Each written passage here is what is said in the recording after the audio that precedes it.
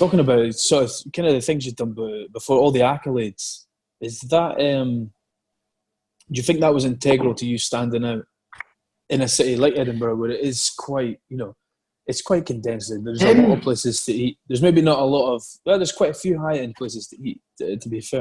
There's quite a lot of high-end places. So how do you feel like those accolades help you stand out? I mean, I think the accolades do. It depends on how you use them.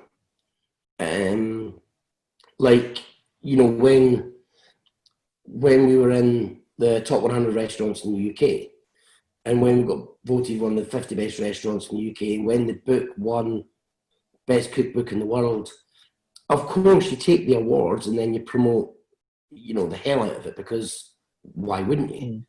But it's especially true with the book. So obviously I didn't write a cookbook to win awards. I wrote a cookbook because I thought I had a story to tell and people might be interested.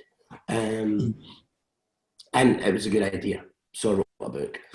But can there really be the best cookbook in the world? I mean, has somebody sat down and read every single cookbook that year?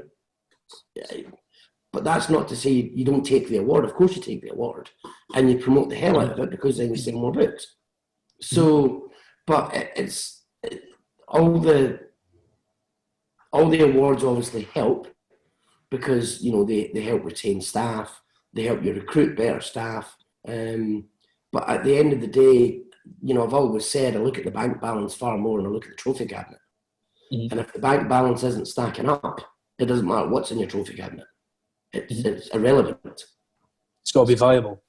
And do you think one necessarily helps the other, or not? Not really, because in a place like Edinburgh, do you think it is, the kind of people will come and eat there because of the accolades? And so then it does kind of help the bank balance. If people are coming to eat with you because you've got those accolades, or is that, do you have to stand out in other ways? Because there's obviously a good amount of restaurants in Edinburgh with accolades. So how do you then, it's almost like the best example I think of is we're just outside Dundee, and in Dundee there was no two Rosette restaurants anywhere. I think there's now 4, within driving distance of each other. They're so close.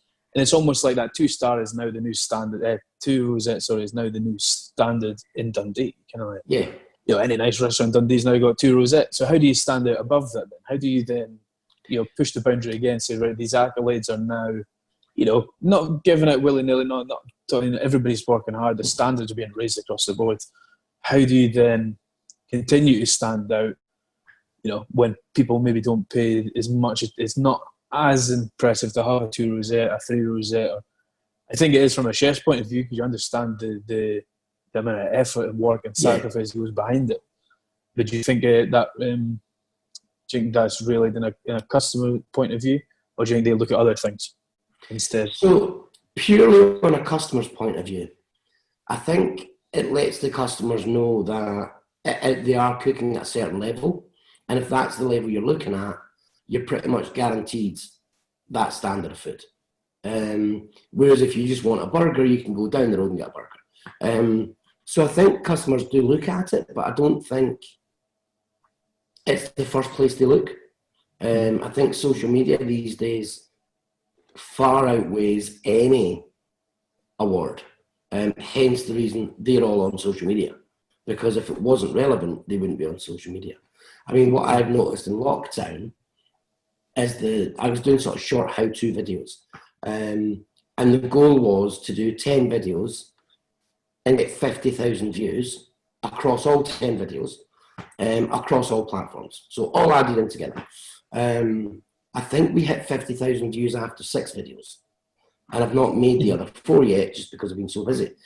But the one platform that was far exceeded any other was LinkedIn. And I would never think that about LinkedIn. So the first place I put videos now, or articles, or comments, or a poll, if I want to do a poll, is LinkedIn.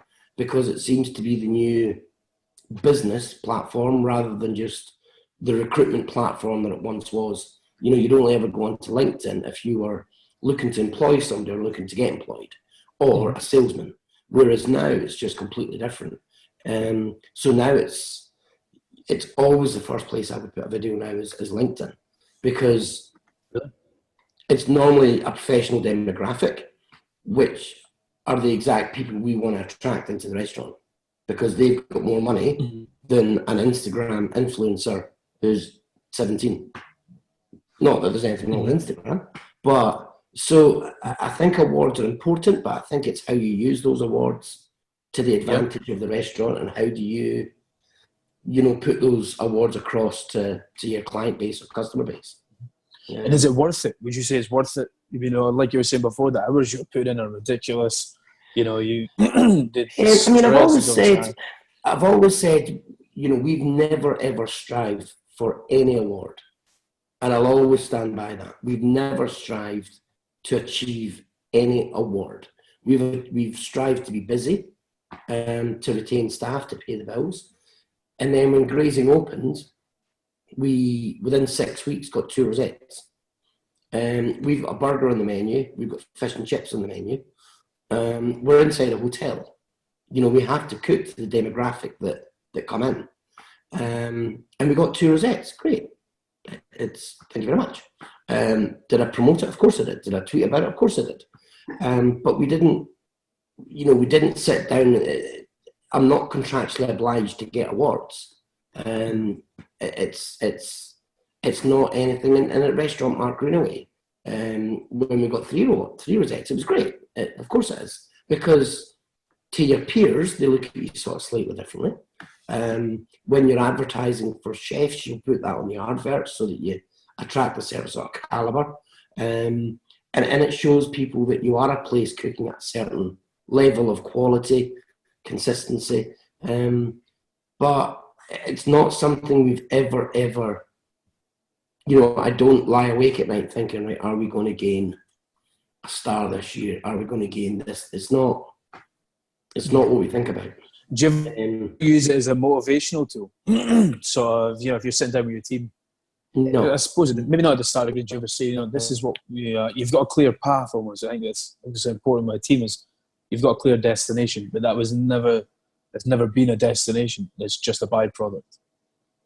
It's just a byproduct. We never sit down with the team and go, right, we need to look at that dish, because if we get inspected on that, we're going to lose a rosette. Or it's just not. I mean, even the burger that we make in grazing, we now make our own brioche buns. The salsa we make, the bacon we cure ourselves, the burger we make ourselves, and we put bone marrow in it and all this sort of stuff. We do confit shallots rather than raw onion. We confit the garlic before we put it in rather than raw garlic. So even the burger, we try and make it the best we can make it, because we want it to be the best burger it can be. And it's just a bloody burger. It's not so we can win awards for the burger, but why not make it the best? And we tried probably 10 samples of brioche buns, plain buns, sesame seed buns, before we thought, we'll just make them ourselves. So it's not like we didn't try and just buy a really good bun and think, well, that's fine.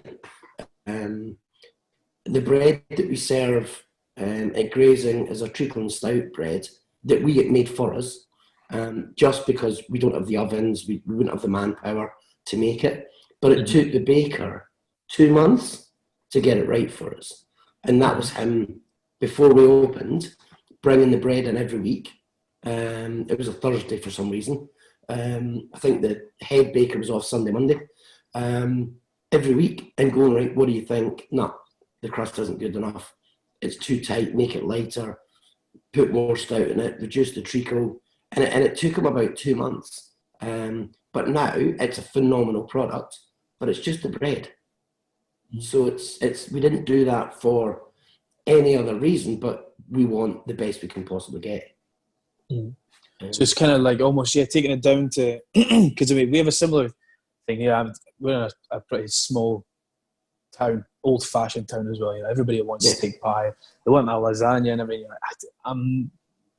Not that we're above cooking anything at all, but it's got to interest us. You've got to be passionate about it. You've got to want to do it. But we do have a burger and we have a fish and chips. There are 2 staples. But when people order the fish and chips, you see their face, because it's not a standard present it like a normal fish and chips. Mm-hmm. You know, we don't. You know, it's a little bit different. So it's about taking that, and same with the burger. You know, it's a similar idea. You know, we haven't quite gone to the extent yet of making our own buns, but that kind of idea of, yeah, we'll do a burger, but it'll be the best burger that we can produce. Yeah. You know, and I And think I it's think just a lot about of having chefs, that care. I think a lot of chefs aren't prepared to do that. Or they're not prepared to think, right, what does the customer actually want? You know, because cooking what you want and what the customer wants sometimes can be two very different things. But at the end of the day, you have to cook what your customers want, otherwise you won't have customers. Yeah. Do you find that something in Edinburgh that you get a bit more freedom with having such a range of people living in the city? Well, I mean, surely all that does, but surely all that does gives people more choice to go somewhere else. So yeah, it's hard. It's, you know, are we full every day? Definitely not, especially at the moment. But definitely not. You know, one of the things that we wanted to do when we opened was make Sunday lunch amazing. And the idea we had was that the sharing board of the roast of the chicken as a main course. So we put it on at, I think it's £26 for two. And you get half a roast chicken with all the bits, or you get sirloin of beef with all the bits. And it's great. People think £26 for two, that's so cheap, you can't get that anywhere else. But then as a chef, that's when good you look value. at it, you think, well, by the time you had a starter, a glass of wine, and a dessert, you're over probably 30 quid a head, you know, average spend. Who's getting 30 quid a head for Sunday lunch? Nobody. And we're doing hundreds of covers every Sunday. And we sell out most weeks. So it works. It's just trying to do it. And, you know, the beef, we water bath overnight. The chicken, we water bath for 3 hours before roasting it. You know, and we the chicken's whole, and then you sort of carve it to order. So yeah, you can even make something as simple as a Sunday lunch amazing, but put bums on seats at the same time. Yeah. Do you think it's you know, things like having your Sunday lunch, it's got to be good value, and I think that's something that, you know, if you're in especially in a high end place, I know it. For instance, I'd imagine, especially in like Mark Greenway, I would view that, in my opinion, that's a high end place. You know, that's a classy place. You know, it didn't seem massively casual. But you know, when you're going for a Sunday lunch, I'd imagine, are you keeping the same themes in grazing as Mark Greenway? Is it a casual? Is it strictly casual? Is it kind of? Yeah, I mean, for instance, you're expecting to pay more than that, perhaps. At Restaurant Mark Greenway, you know, it seems like never it's done Sunday still. lunch. So at Restaurant Mark Greenway, we've never done Sunday lunch because we weren't open Sundays. So it's purely a thing for grazing.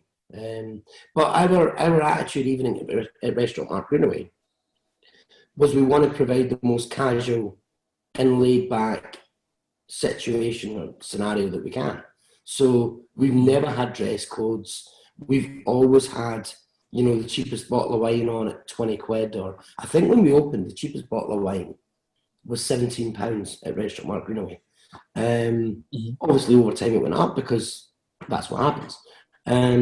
But I think people forget that the chefs or the owners of the restaurants, we don't hand out the awards. You know, we're not the ones saying we're at this level. Other people do that. So we've never said that we're upmarket or anything else. Other people have, and that's fine. But Do you think that's something that comes with the accolades? Sorry? Is that something that comes with the accolades, do you think? You know, when you see a 3 rosette, people have. I think it's the perception that people have when you look at either awards or accolades, you think, oh, that's going to be posh, or that's going to be upmarket, or that's going to. But it doesn't mean that you or your staff have to be. It's, you know, you're never going to lose a rosette because your staff are wearing jeans. It's just not. You're just not. It's about the food. Like, it really is about the food. And I've had you know, hours of conversation with AA inspectors and all the other inspectors. When they say it's about the food, it actually is about the food. If your waiters wear jeans and t-shirts, you'll still get the awards. I mean, somebody might not want to come out for a date night on a Friday or Saturday if your staff are all walking about in ripped jeans and Converse, but each to their own. So yeah, I forget the question now, but yeah, we've always tried to have a very laid back, you know, approach. Even when we had Restaurant Mark Greenaway and we were doing tasting menu only, the sommelier used to play a game with the guests and say, right, you've chosen the matched wines. Do you want me to tell you what those wines are, or do you want to guess? And some customers would say, no, just let us know what they are. So obviously go or pour the wine and say, right, well, for the crab, you've got this blah, blah, blah from blah, blah, blah. But then the customers that turn around and say, no, let us guess, because he thinks he knows everything about wine. So those customers probably have a far better time because he's sitting going, oh, it's a Grenache and it's probably from, and then the sommelier goes over and goes, no, it's actually a Cabernet Sauvignon or it's a. So it's just about trying to sort of relax service, even in those sorts of ways, to make it more fun for the guests, even though you are, you know, an awarded restaurant, I suppose. So yeah, why not do Sunday lunch at Grazing? It's open 7 days a week.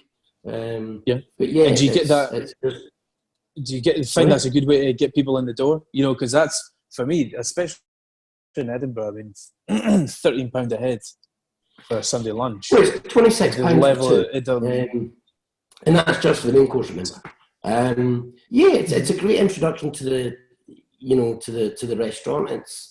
It's not that unaffordable that you can't bring your children or, you know, grandparents or in-laws. And if that's your first experience of what we're doing, then it's a great first experience. So yeah, it is how we get customers, I suppose. It's quite an interesting one, but yeah, and it's just looking at. I mean, if I put a set 3-course menu on at £30 for Sunday lunch, you probably wouldn't be as busy. But to make your food cost, you sort of need that, whatever the average spend per head would be, to make your food your GP. But trying to be, it's not clever with it, but it's all about perceived value, and it is perceived value. It's £13 a head. And it means that you'll just do far more covers, and you know the butcher knows what our weekly order is, so we get special prices for, you know, the beef and the chicken that we buy on a Friday for Sundays, because he knows the volume we'll buy as well. So it sort of works out that you can afford to do it at that price. And do you think is it something you focus on in house, that kind of upselling?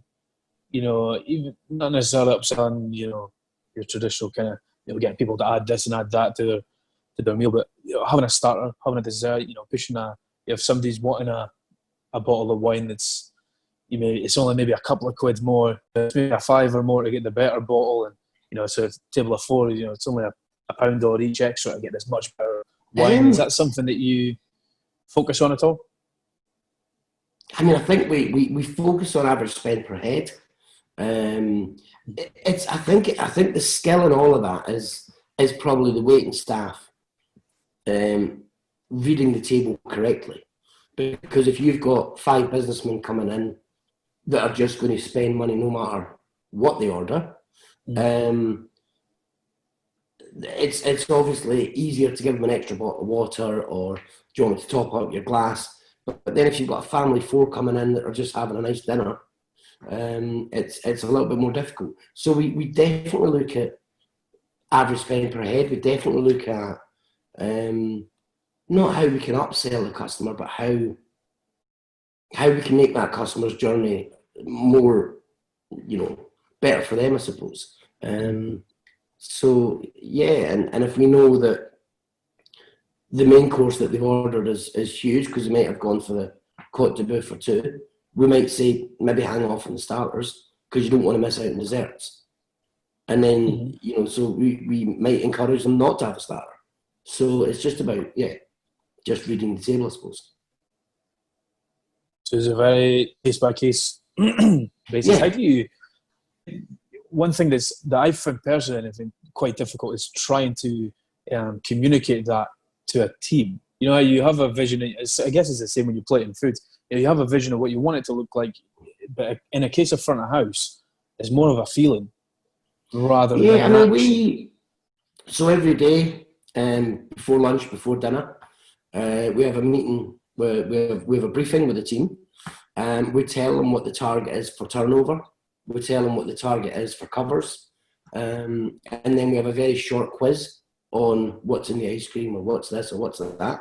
And it's always just about being honest with the staff. If the staff don't know what the goal is or they don't have a target to hit, how can they? So even at Restaurant Mark Greenway, when we were incredibly small, we still had a briefing every day and said, right, what's booked for lunch? 22. Let's try and push 30. I mean, obviously we can't control how many come through the door. Right, so the budget for today's lunch is, and it would all be obviously written down and stuff from the restaurant manager. So the staff knew what the target was, and that helped them do their job better, I suppose. And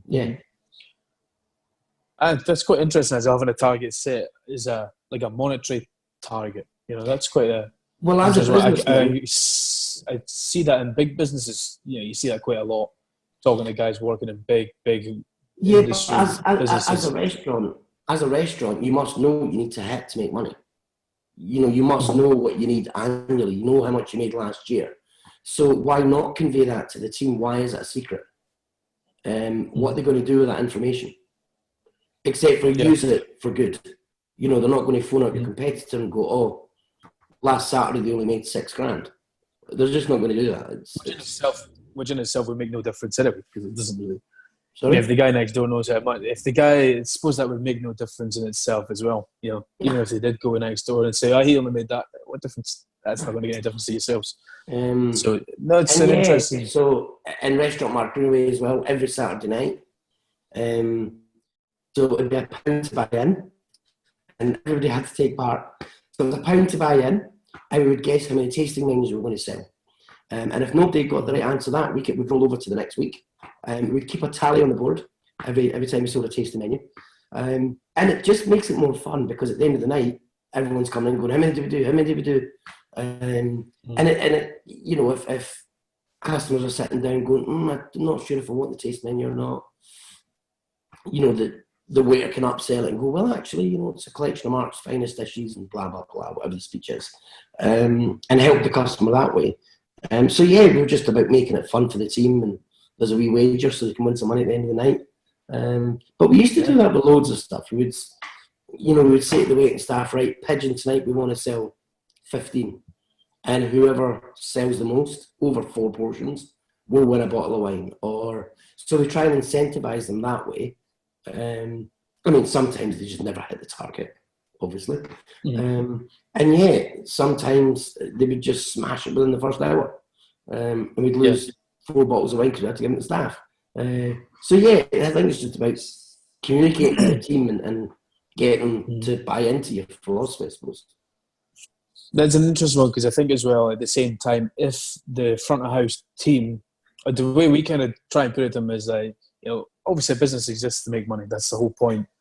Of course, in a business existing. If it's not making money, it's not a business anymore. It doesn't exist. No. So, and their motivation, I think the motivation for a lot of the younger front of house staff as well, the team that we've got, it is kind of monetary based, you know. And you kind of say to them, instead of saying this is an opportunity for the restaurant to make more money by you doing this, that, and the next thing, it's almost a case of, you know, if you give this guest a better experience than any other place they've been, it'll reflect in the tip jar, you know. So you will effectively, you make more money every night yourself. So you're earning yourself money by doing your job to the best of your ability, to do these little things that make the customer feel a little bit more special, a little bit more listened to.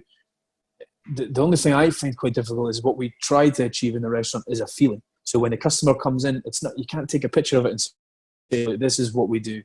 You know, you can't, it's really hard to vocalize it and say, you know, when that person comes in that door, this is how they feel. And when they're leaving, they feel like they have some kind of connection to the place and they want to come back because they know the staff, they know the guys in the kitchen, they feel like they know everybody.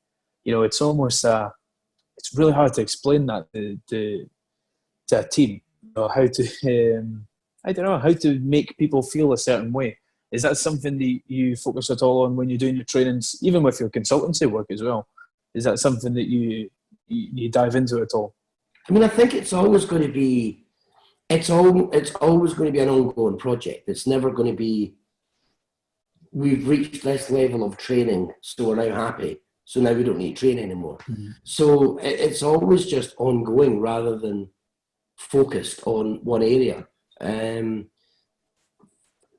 Yeah, I mean, it's just ongoing. It's not. I don't think anyone has the answer, or a short answer anyway. It's just an ongoing process of, making them understand that if customers leave unhappy, they're not going to come back. If they don't come back, there's no business. If there's no business, there's no job. And if you're part of a restaurant that's gone bust, where are you going to go and work? So trying to make them sort of proud of where they work, and and the thing is as well, like if staff come in and you're new staff and they don't have that attitude, you tend to find they don't really last long anyway. And that's not because of me, that's because of the rest of the staff. They'll sort of manage the situation for you, which is good.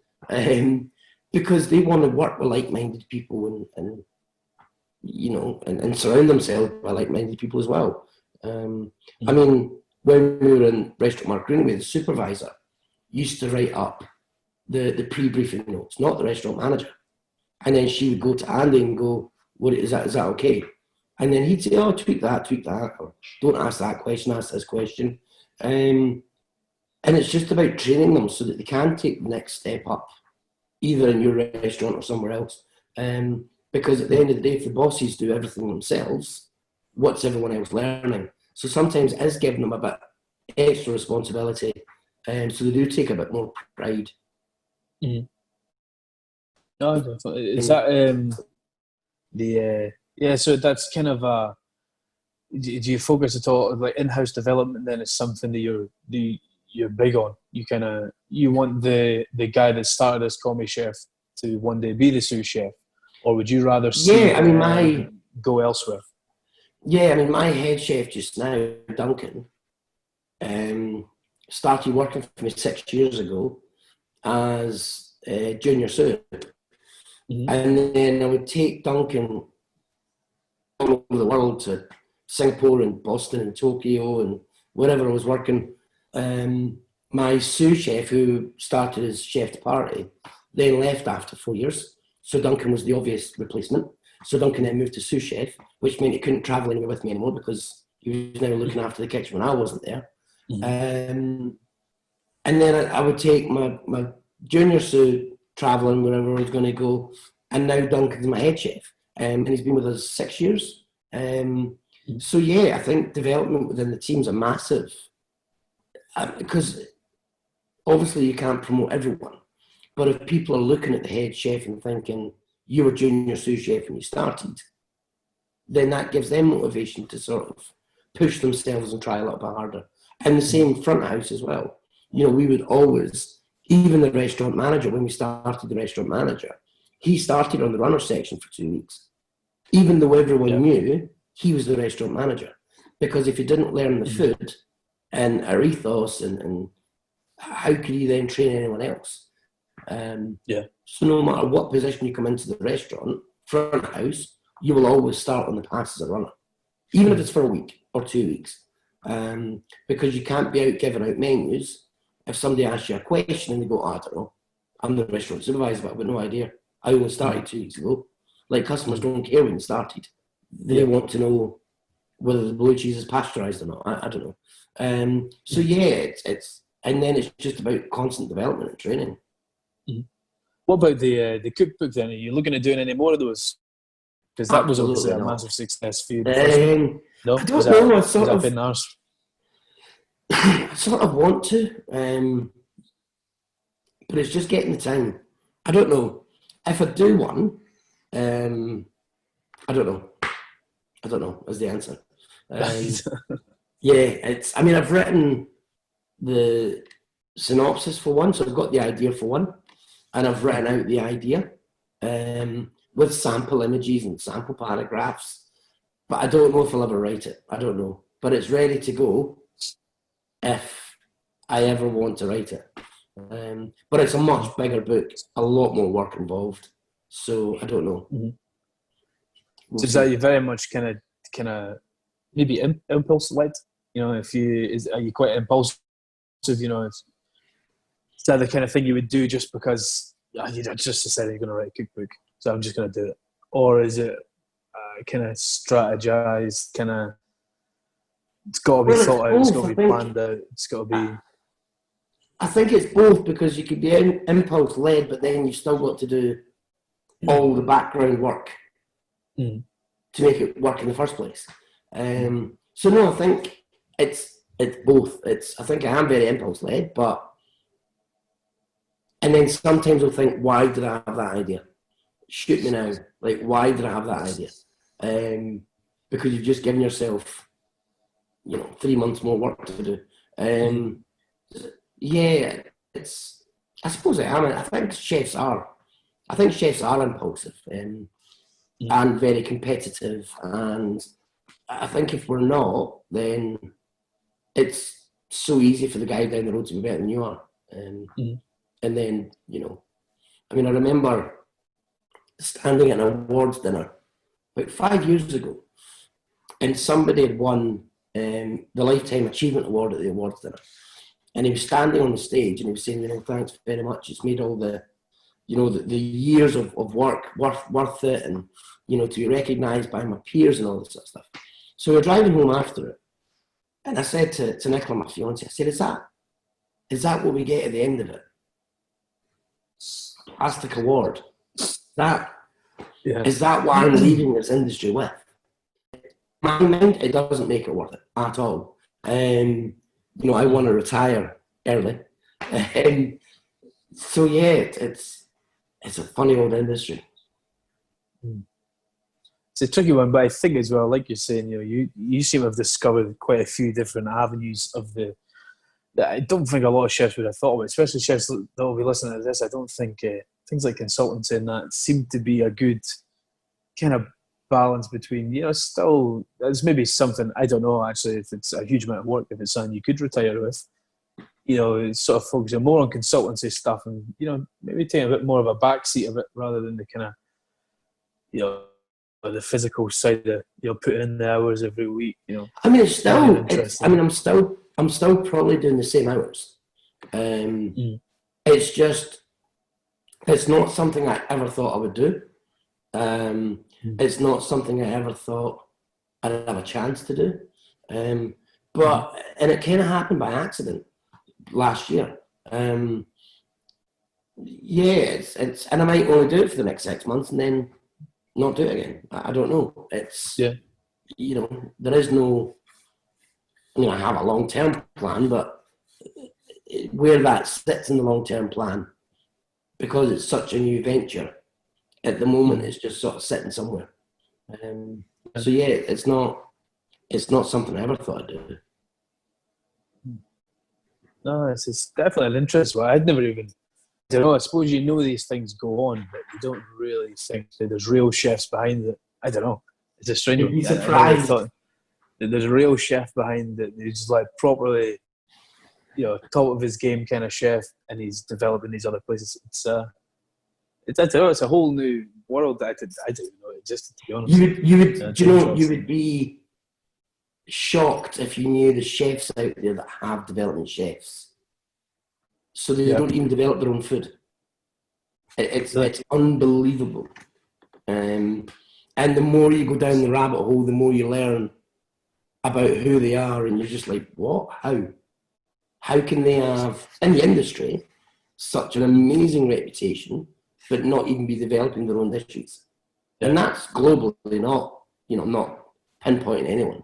Even when I develop dishes with my team, it's very much me and my team. It's not just me. I'll bring my team in, and if it's a commie and he's got a good idea, then it's a good idea. Yeah. Put it on the menu. So I'm not saying I develop all of my own dishes all by myself. I don't. I use my team. But yeah, it's not something I ever thought I'd do, I think. It's good fun. It does sound it, especially all the travelling and that. It sounds quite good. You know, getting to, you know, bit of a double life that going down to London for a bit, then back up to Edinburgh. It's quite sounds good. Like. Yeah, I mean, I think I'm going back down to Edinburgh, London, the end of next week, and then I'll just stay in London until lockdown finishes. Just because we're working on the company that I'm working for have 5 ghost kitchens. So, and they've got like 5 or 6 brands all getting delivered from the one ghost kitchen. So they're looking to, but I mean that, and they've opened 5 ghost kitchens since April. So they always wanted to open like 5 before the end of the year, for Deliveroo and Uber Eats and all this sort of stuff, because they own so many brands in London. And it makes sense to, especially at the moment, to be delivering out of one unit 5 different brands. So I'm doing a lot of work for them just now as well on the new delivery concept only restaurants. So the restaurant will never actually exist. It'll just be a delivery. It's called white label. Yeah, it's called white label. So it'll be like Mark's Pizzas. And you go to Deliveroo and you look for pizza, and Mark's Pizzas come up, and you go, I'll have one of them. And it's actually coming out of a catering unit or a ghost kitchen. That's interesting. I've heard a couple of things about that, and it's something that we looked at doing something similar when because our takeaway menu at the moment is literally just burgers. And we got 5 burgers on. Like you say before, though, you make it the best burger you can, and we've got like sort of 5 variations of it, and that's it. But they've been popular enough that we almost thinking, you know, we could set up, you could have a delivery takeaway. It totally doesn't fit in with our restaurant concept, other than the fact that right now we're in lockdown and it travels well and it's nice. So it's kind of. But you could also do. Yeah, but you could also say, right, so we're doing the burgers, but what else can we do to add to that? But we'll put it under another umbrella. So you've got your restaurant umbrella, you've got your burger umbrella, all of a sudden you've got a third one, but it's all coming out of the same place. Yeah, because that was the idea here. You're just having that kind of kitchen separated, so you've got and just getting. I mean, you've got a couple of comedy chefs that could handle making burgers. You know what I mean? It's not a huge amount of work involved in cooking it. You got to cook it nice, but you could teach that fairly relatively easily. So having that almost like a ghost kitchen within your restaurant, saying, you know, we do a delivery service. It's completely different branded, completely differently. You just have it coming out of your same kitchen. You know, that's exactly what we did in London. Yeah. So, and I think we just picked up another kitchen yesterday, and not Wandsworth, Chelsea, I think. So we're just coming up with these white label brands as well, to put into these units. So they're not only doing 5 different brands from one; they might be doing 6 or 7 different brands from the one kitchen. There's something exciting about having that. Sorry? Yeah, well, having that whole idea, it's almost like you're taking because for me, one of the most stressful bits about the restaurant was how does the place feel? How does it look? You know, have the interaction with the customers got to be right. It's all stuff I didn't know anything about until you jump into it. So as a chef, having a white label thing, that's a pretty cool, interesting thing. You know, you can have a completely different concept for each one. You have a few of them. You know, you don't just have to have and one. Can use, they don't, you know, if you're have clever to tie enough, into each other. Yeah, and if you're clever enough, you can use things that you already have in your kitchen.